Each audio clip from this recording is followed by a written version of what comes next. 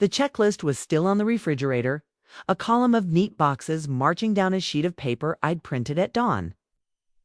By 8 a.m., half of them were already ticked off. Pick up candles, confirm string lights, finalize playlist, schedule. Rides for out-of-town friends, triple-check the cake inscription. I'd lined up tea lights on the windowsill so they could rest. My mother said candles burn better if you let them breathe, one of those fake rules she invented and forgot later. The rented glassware stood in rows like polite soldiers. On the dining table, I'd ironed the tablecloth. I'd even tucked a little card into each napkin ring with the guest's name, because details matter. That's what people remember when the music fades. I wanted this one to be different. Not because I needed a spectacle, but because I was tired of the quiet birthdays, the ones that slid off the calendar like rain down glass. It's the ones they forgot, the ones they postponed until a month later when there was no point. I didn't need a clown or a pony or a rooftop DJ. I just wanted the people I loved in the same room. A cake and a chorus of happy birthday that didn't sound like an apology. My assistant, Maya, texted at 8:13. Maya, catering reconfirmed for 6 p.m. Vegan skewers. Your flowers will arrive by 2. You breathe. I'll run interference. Me, you're a saint. Maya, I'm paid in cake. Speaking of bakery. Said they'll call in 32 confirm pickup time. I smiled at my phone, slid it into my back pocket, and turned to the living room. The empty fireplace wore a banner we'd strung last night's subtle ivory letters instead of the loud metallic. Kind that scream, look at me. Fairy lights looped around the photo frames. There was a collage of little moments I loved, a sunset at the pier. My first apartment's crooked hallway, the coffee shop that never spelled my name right. A picture of me and Maya on a shoot day, squinting into wind. I'd stuck one childhood photo in the corner, just me at 5, clutching a paper crown I'd made myself. I didn't know why I'd added it until right now. I was rinsing strawberries when the first text arrived. Guest 1. Hey, sorry 2. Here tonight's off. Are you okay? I read it twice, a drop of water skidding off my knuckle and darkening the countertop. Off? Me? What do you mean? No response? Before I could set the phone down, another buzz. Then another. My screen bloomed with variations of the same message. Guest 2. Will rain check. Hope you feel better. Guest 3. If you need anything, I can drop soup. Guest 4. So bummed. Next weekend, the faucet was still running. I turned it off, the sudden quiet a vacuum. Across the kitchen, the checklist stared at me with its smug little boxes. I scrolled up the invite thread I'd sent 2 weeks, a go date, time, address, casual dress, come hungry. No cancellations there, no updates. I checked the calendar, event still active. I opened the group text again and noticed something new at the bottom. A gray bubble I hadn't seen. A blast message to all 20 guests, time-stamped 22 minutes ago. Hi, all party canceled. Change of plans, don't come. Sorry for the late notice, no signature. No explanation. Just my event erased with 4 brisk sentences. The bubble said it came from organizer. I stared at it until the edges of my vision fuzzed. I wasn't the organizer anymore, apparently. The house creaked. Someone was upstairs, my mother. Probably because the footsteps slowed near the hall mirror. She fixes her hair when she's about to ruin something. I wiped my hands, braced the phone between my shoulder and ear, and called Maya. She picked up on the first ring. Tell me what just happened. Everyone thinks I canceled. My voice sounded distant, like I'd stepped into another room and left it behind. A message went out. From the group, says the party's off. Not possible, Maya said. Already typing. Already in triage mode. I set that thread with your number as primary. Nobody else can. She broke off. Unless the family plan is tied to the home line and someone spoofed it with parental controls. Do your parents still have their fingerprints on everything? Yes. Okay. Don't panic. I'm calling the guest list one by one. Do not respond in thread yet. Wait for me. I wanted to say thank you. I wanted to say I'm fine. It's fine. We'll laugh about this later. The word stuck. Hurry, I said instead, which wasn't fair. She was already running. I found my mother in the living room, repositioning a vase so the hydrangeas showed their good side. She looked beautiful in that understated way she perfected: cream sweater, pearl studs, no warmth. My father's voice rumbled from the next room where he was pretending to read a book he didn't care about. I held up the phone. Did you text my guests? She widened her eyes in practiced surprise. What do you mean? Don't, I said, and I didn't know whether the edge in my voice came from rage or grief. The whole thread got a cancellation message. It reads like it's from me. Did you send it? My father strolled in, tucking a finger in the book as a bookmark. We made an executive decision, he said, like we were all in a company he ran. This week's been chaotic. Your brother's client dinner, the plumber. It's too much. You don't need people tramping through the house. My birthday, I said. I heard how small it sounded even as it left my mouth. You're an adult, my mother replied. Adults don't need fuss. Kate, and frankly, it's tacky to throw a party for yourself. I paid for the food. I paid for the rentals. I paid the deposit on the cake. She tilted her head like a therapist in a television show. Then consider it a lesson. Sometimes we cut losses. My phone buzzed again. Maya. Put me on speaker, she said. When I did, her voice filled the room like a competent older sister neither of us had. Update. I've talked to 7 guests. All of them got a text from a number tagged to the home plan. Your mother's alias sent it. It was for her own good, my mother said, not bothering to look embarrassed.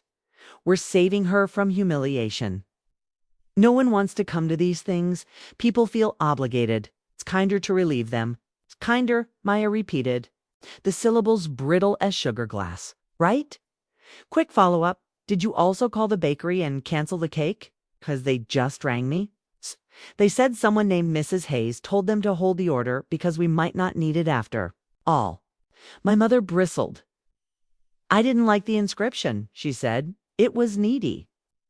The inscription was for words. You are so loved. Kaya had picked it after a day I almost quit and then didn't. I paced to the fridge, stared at the checklist. Candle wicks, tea lights, flowers by 2, cake by 4. I'd arranged, anticipated, assembled this day like a nested set of boxes. And she'd pried at each seam with a butter knife until the whole thing came apart. My father leaned on the doorframe. You're taking this personally, he said. It's logistical. We don't have bandwidth. You've been emotional lately, and frankly, this is not the time to be dramatic. There's work tomorrow. A laugh shot out of me, sharp enough I could have cut my tongue on it. I'm dramatic. You impersonated me to cancel my party. Don't be ungrateful, he snapped. We're protecting you from embarrassment. From whom? I demanded. From people who wanted to celebrate me. From my friends. From yourself, my mother returned. You always overdo things and then wilt when people don't respond the way you imagined. It was almost funny. The only thing I'd overdone was hope. A new text. Guest 8. Just got a call from your mom. She said you asked her to cancel. Is everything okay? We're around if you change your mind. I typed it wasn't me and erased it. I typed come anyway and erased that too. The urge to beg clashed with the urge to burn it all down. My brother arrived at noon, letting the screen door clap shut behind him. He eyed the fairy lights, the banner, the place cards. What S with the decor? He said, reaching for a grape. Didn't Mom tell you? Party's off. We're doing a family dinner next week instead. Easier. He popped the grape in his mouth, turned, and yelled toward the kitchen. Did you get the team's game on the big TV, Dad? I waited for someone to tell him to stop talking. No one did. Maya called again. I'm 30% through. Half the list still wants to come if you want it to happen. But the caterer is nervous. They got a cancel call from a male voice on behalf of the family 15 minutes ago. I sweet-talked them into holding the slot for 1 hour while we clarify. Tell me what you want. I wanted two things. That didn't go together. To run. To stand my ground until the house itself took my side. Hold them, I said. But if this turns into a war, I don't want them caught in it. Copy, she said. Also, your flowers are parked at the corner because your mother told the driver we no longer need arrangements. I'm texting the driver to bring them to my place for now. I closed my eyes. The room swayed a fraction.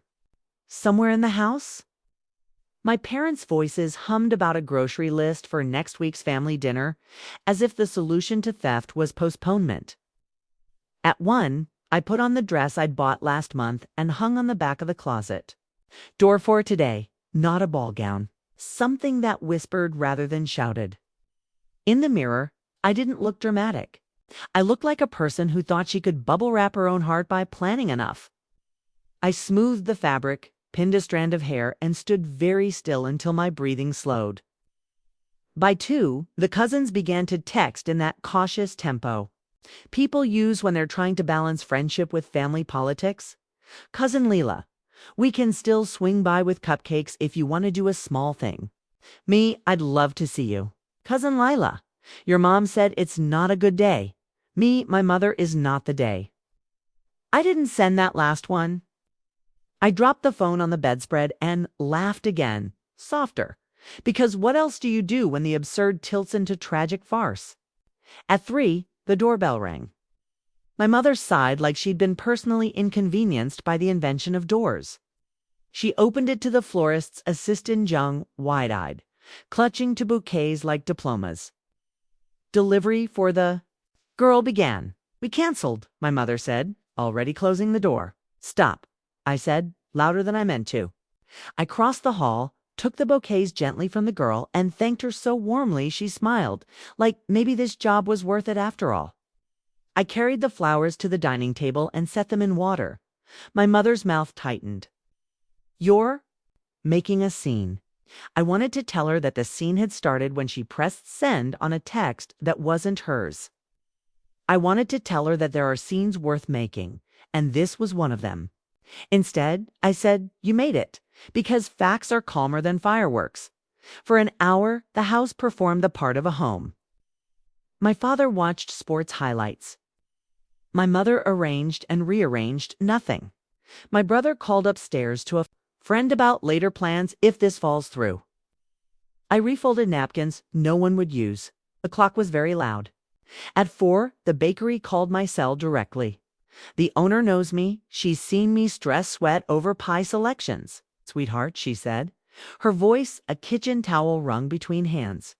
We have your cake. We kept it cold. I can hold it. 1 more hour, but I can't send a driver if there's no event. Don't let it go. I said, too fast. Please. I won't, she promised. And I believed her, because some people move heaven in ovens to keep their word. I walked upstairs to my room because downstairs I was a ghost waiting to be granted permission to live. I sat on the floor beside. The bed slid my back against it and stared at the bracelets I'd laid out a little row of trying. The window looked out over the neighbor's maple. The leaves made shadows on the glass like a language I almost understood. My phone buzzed at 4:22. Maya, come downstairs. I typed. I can't face them if she replied before I could finish. Maya, you don't have to face them.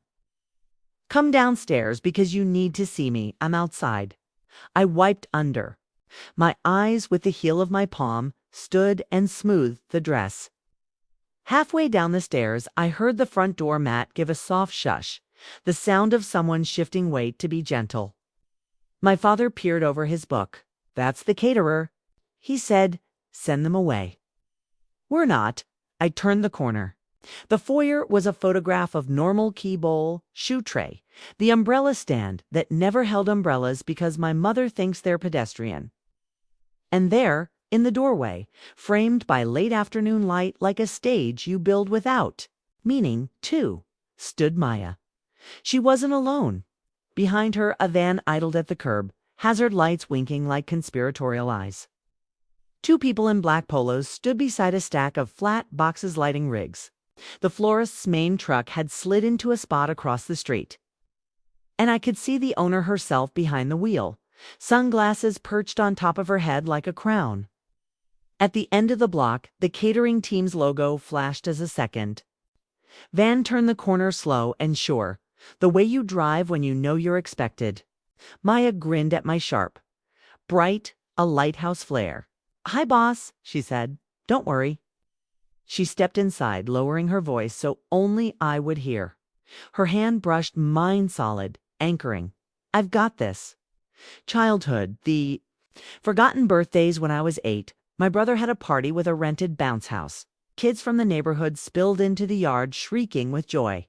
There was a magician who made scarves appear from his sleeves and a cake layered with fondant that gleamed like glass. Everyone clapped when my brother blew out the candles. 2 weeks later, on my birthday, my parents gave me a store-bought cupcake on a chipped plate. One candle bent, barely holding its flame. No guests. No presents. Just my mother saying, "Be grateful. You don't need all that fuss." That was the pattern. My brother's birthdays were parades. Mine were whispers. At 13, I made invitations myself, hand-drawn, painstakingly colored with markers. I passed them out to friends at school. The day before the party, my parents canceled it without telling me. Guests showed up to find the house dark and locked. I sat in my room, lights off, listening to their confused voices fade away. The next day, my parents laughed. "You shouldn't expect so much. You'll only embarrass yourself." By the time I was 16, I stopped asking for parties at all. My birthdays became just another date circled on a calendar no one looked at. The family's priorities, it wasn't just birthdays, it was everything. When my brother won a participation ribbon at his school's field day, my parents threw a barbecue. When I won first place in the regional spelling bee, my mother said, "Don't brag. Nobody likes arrogance." When my cousin graduated with average grades, the whole family drove 3 hours to attend her ceremony. When I graduated with honors, they forgot the time and arrived late, missing my name being called. It was as if my existence was a footnote, a line they skipped over in the book of their lives. Learning to hide pain, I grew good at hiding. Smiling when relatives asked, "Did you do anything fun for your birthday?" Laughing it off when friends wondered why my parents never came to school events. I told myself it didn't matter. I was strong, independent, capable. But deep down, every forgotten celebration carved a hollow space inside me. The little girl who once dreamed of blowing out candles surrounded by cheers never disappeared. She just learned to fold herself smaller and smaller until she could fit into the background where no one would notice. The turning point. Building my own life adulthood gave me the first breath of freedom. I worked hard through college, juggling 2 jobs and endless study nights. I paid my own rent, my own bills, my own tuition. By 24, I had a career that mattered, a small apartment that was mine, and most importantly, a person who saw me. That person was Maya, the assistant, who became family. Maya started as an assistant during my first big project at work. She was efficient, sharp, and quick, with a sarcastic comment that made me laugh when everything else felt overwhelming. But more than that, she noticed things no one else did. When I skipped lunch, she left a sandwich on my desk without a word. When deadlines crushed me, she stayed late, even off the clock.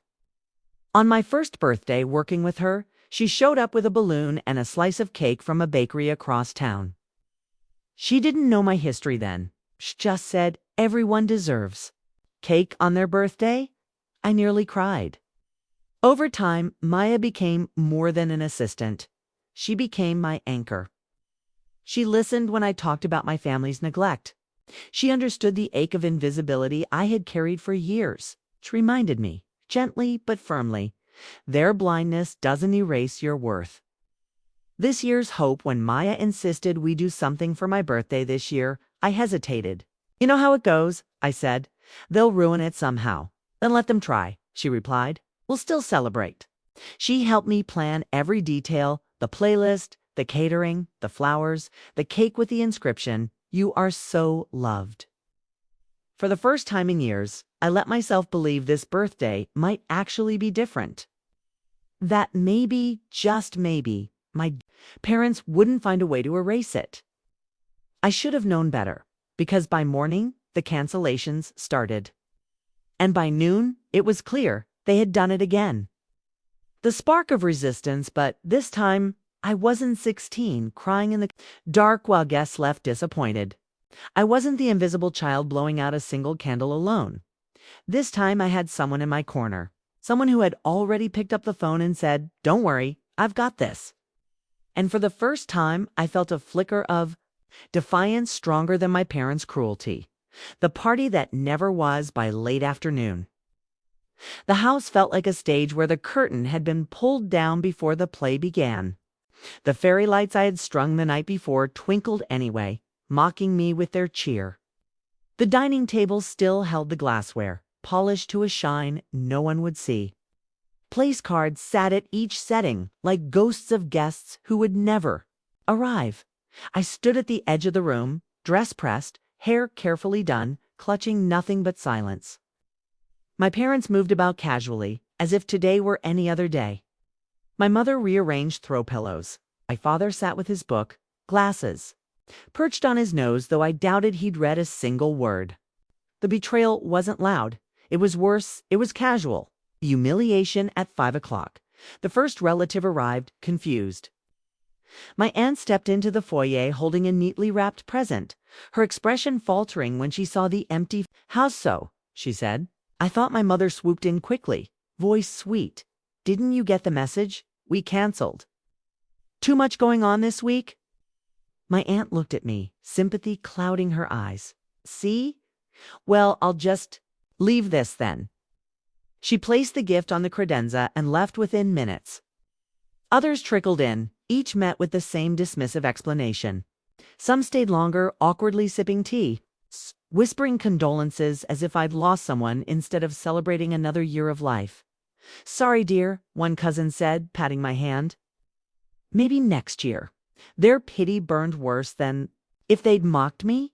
The parents' mockery by 6. The living room was nearly empty again. It's just me, my parents, and my brother sprawled on the sofa with his phone. "See," my father said, "it's much easier this way. No fuss, no mess." My mother nodded, smiling as if she'd done me a favor. "You should thank us. We saved you from embarrassment." Embarrassment. My voice cracked. "You humiliated me in front of everyone. You made me look like a fool." "Don't be dramatic," my mother sighed. "It's just a birthday. You're too old for parties." My brother snorted without looking up. "Honestly, who even cares? You should be grateful you got out of it." Their words crashed over me, each one a stone pressed into my chest. The almost collapse, I escaped upstairs to my room, shut the door, and let my back slide down against it until I was sitting on the floor. For a moment, I couldn't breathe. Images flashed in my mind.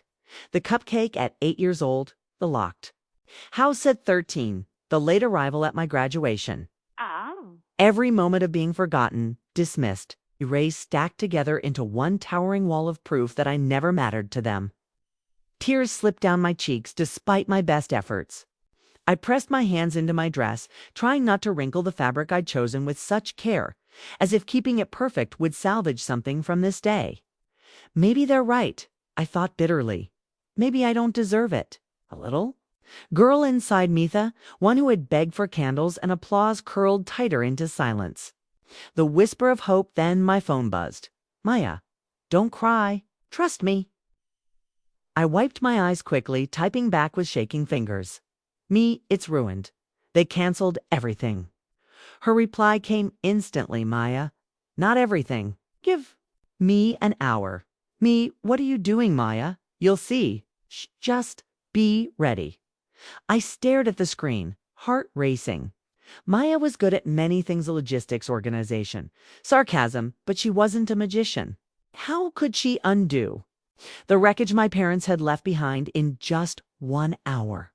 Still, something in her words made me pause, made me lift my head from my knees. the hidden movements downstairs. I heard muffled voices. The sound of my parents speaking low, satisfied. "She thank us later," my father said.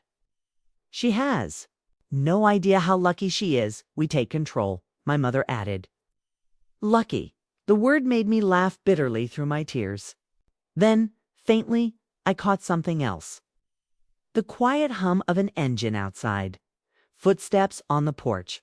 A door closing softly. Peeked through my window. Parked just down the street was a familiar van with a logo I knew. The catering company. Mother.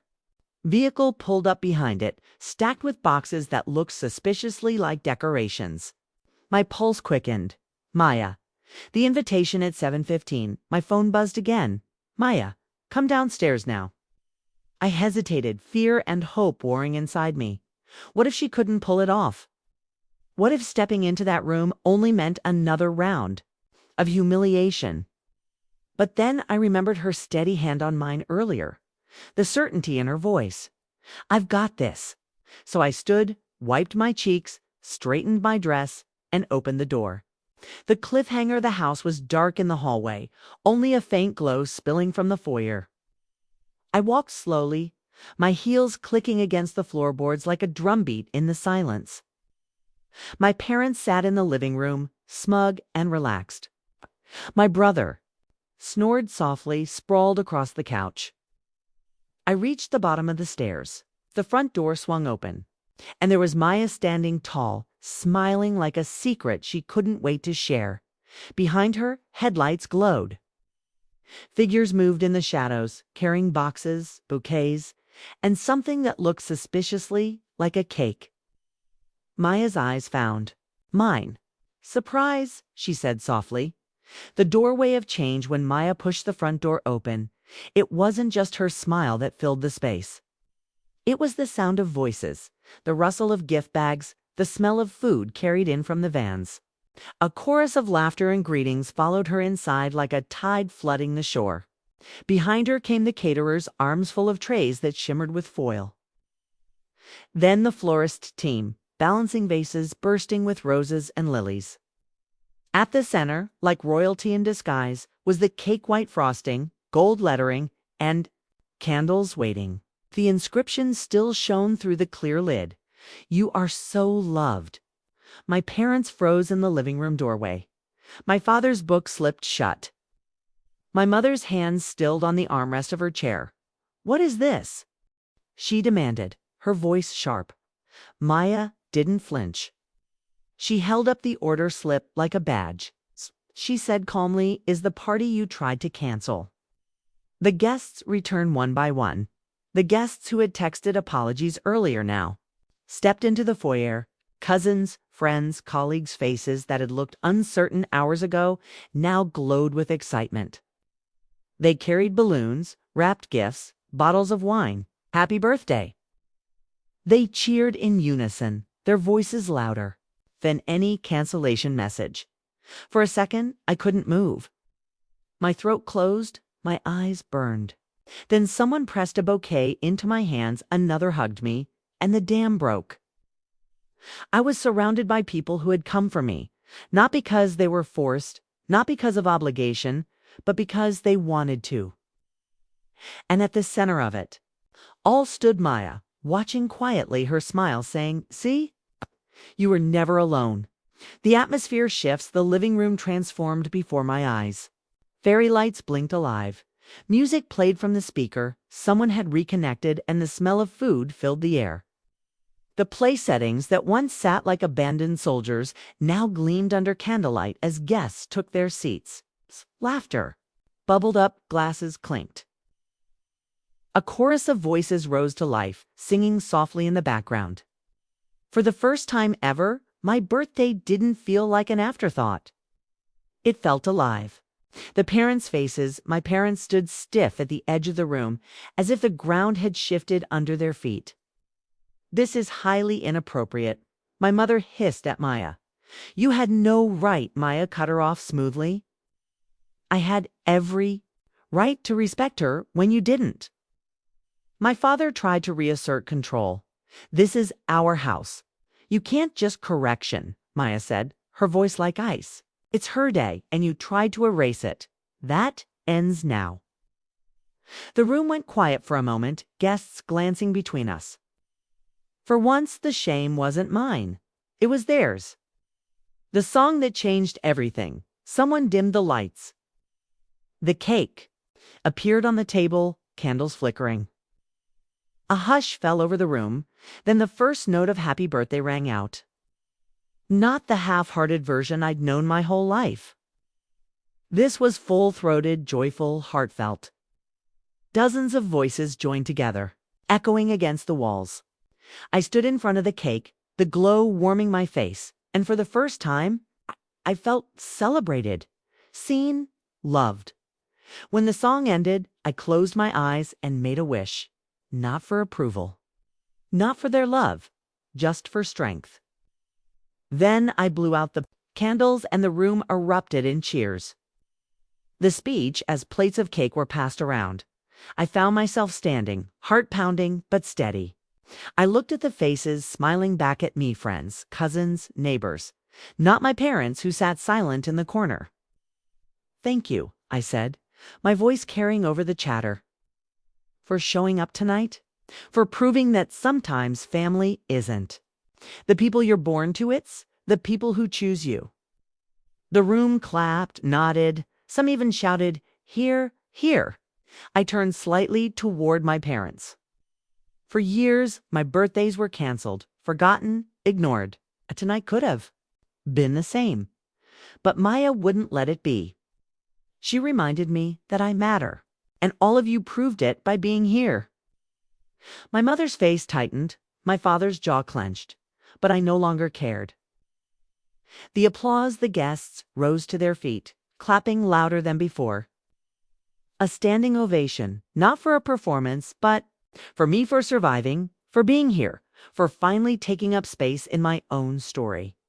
I caught Maya's eye. She mouthed, "Told you?" Tears slipping down my cheeks.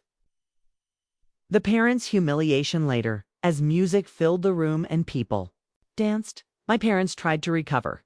My mother approached a cousin, pretending to have been in on the surprise. My father muttered about being glad it worked out, but no one bought it. The guests had seen too much the empty house earlier. The pity, the smugness. Now the narrative had shifted. My parents weren't the hosts. They were the villains exposed. And the assistant they dismissed as just help had become the hero. The transformation for me, the shift was deeper. The child inside, the one who had once blown out a cupcake candle, alone finally felt whole. The humiliation I'd carried all day melted under the warmth of the crowd, the love of the people who chose to be there. I wasn't invisible anymore. I wasn't background. I was the center. And it felt right that the afterglow by the time the last song faded and the final guest hugged me goodbye. The living room looked like the kind of party I had always dreamed of. Half-eaten cake slices sat on plates, confetti sprinkled the rug, flowers filled every corner with color. But more than decorations, the air itself felt different, warm, alive. Filled with something my house had never known before, joy. Maya stood by the door, thanking people as if she were the host.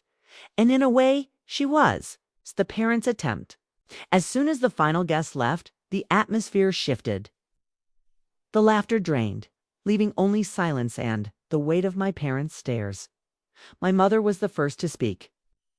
"Well," she began, her voice sharp with false brightness, "that was unexpected."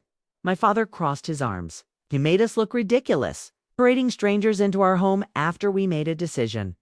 A decision to humiliate me." I shot back. "You don't understand," my mother insisted. "We were protecting you. No one wanted to come. Better to cancel than let you be embarrassed." I laughed, cold, bitter. Protecting me?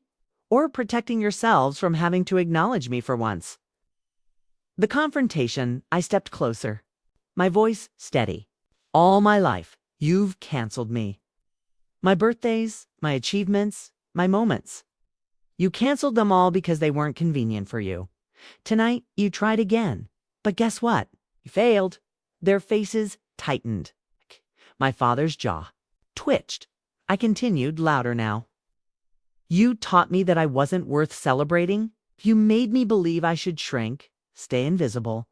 And maybe for years, I did. But tonight proves something you can't erase. I matter. People showed up. For me, because I'm worth showing up for. Maya moved closer, standing silently by my side. Her presence was a shield, proof I wasn't alone. The excuses collapsed. My mother tried again, voice rising. You're being ungrateful. We've given you a roof, food, a roof you use to trap me, food you throw back in my face. Love, I shook my head. You've never given me that. Not once. My father slammed his hand on the armrest. Watch your tone. No, I said firmly. For once, you watch me. The silence that followed was heavy, final. The tables turned. For years. They had held the power to silence me with a glance, a word, a scoff. But tonight they had nothing. Because the truth had been witnessed by every guest, every friend, every cousin who saw the party come alive despite them. Their control was gone. You canceled my party, I said, softer now, almost pitying. But you couldn't? Cancel me, and you never will again. Maya's words. Maya finally spoke, her tone calm but cutting. Do you realize what you did tonight? You didn't just cancel an event. You tried to cancel her worth. But look around. The only thing ruined here is your reputation. My mother's face flushed. My father looked away. From now on, Maya continued, she doesn't need your approval. She has her own people, her own life, and she has me. I glanced at her, throat tight. For once, I didn't feel the need to speak. She had said it perfectly. Walking away, I gathered the keys from the table, the ones Maya had quietly rescued when my mother tried to hide them earlier. I tucked them into my purse, a symbolic gesture. I was in control now. This house may have your name on the deed. I told them. But tonight proved it's not your home. Because a home is built on love, and you don't have any to give. Then I turned, walked past them, and out the door with Maya at my side. The reflection later that night, back in my apartment, I stood in the kitchen with a slice of cake on my plate. Maya sat across from me, scrolling through photos guests had posted, laughing faces. Clinking glasses, the glow of candles as I blew them out. For once, the images felt real. They felt mine. I thought of all the birthdays that had been erased. All the wishes I had made for recognition, for love, for just one night where I mattered. Tonight, I got it. Not from my parents, but from the people who chose me, and that made it sweeter. The final line, I raised my fork, smiling. They canceled my party, I whispered, but they couldn't cancel me. They thought canceling my party would cancel me, but thanks. To someone who believed in me, I finally got the celebration I deserved. If this story touched you, don't forget to hit the like button, share it with your friends, and let me know your thoughts in the comments below. And make sure you subscribe to Toxic Bloodlines, because more shocking stories of betrayal, neglect, and ultimate revenge are coming your way. Till next time, remember, no one can cancel your worth.